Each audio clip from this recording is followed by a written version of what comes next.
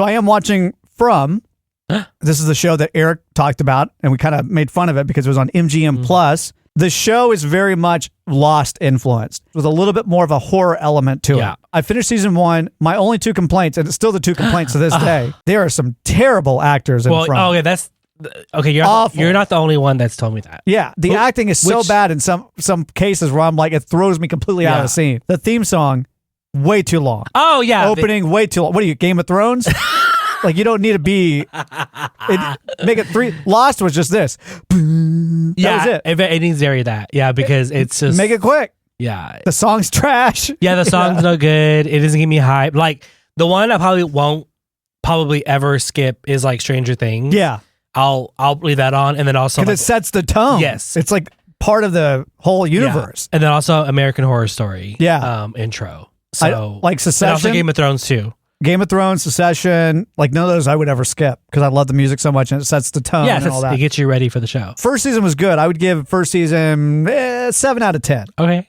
Unlike Lost and all that where it felt like I have to watch the next, like it just got you really sucked in. I'm not really sucked into this world. Oh, really? I'm sucked. And and it's only because I don't feel like you get enough character. Like you really don't know these characters very much. Meanwhile, because somebody brought up a good point, I was reading it. They said on Lost, you had 22 episodes, right?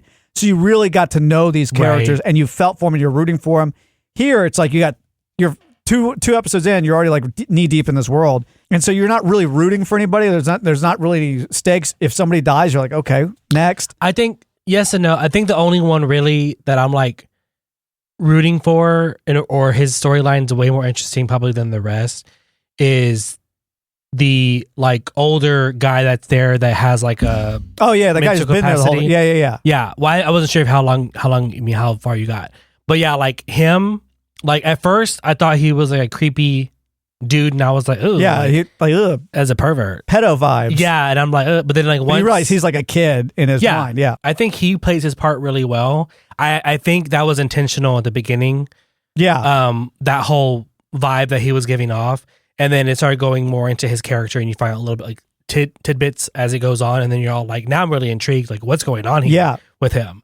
And so I think that's the only one, like if something were to happen to him, I'd probably be all like, oh, damn. I'm halfway done with season 2. This is where I'm starting to kind of lose interest because like last night I started watching an episode and it was so like nothing was happening. Mm-hmm. So I got on my phone and I'm still paying attention, but I'm like playing around on my phone.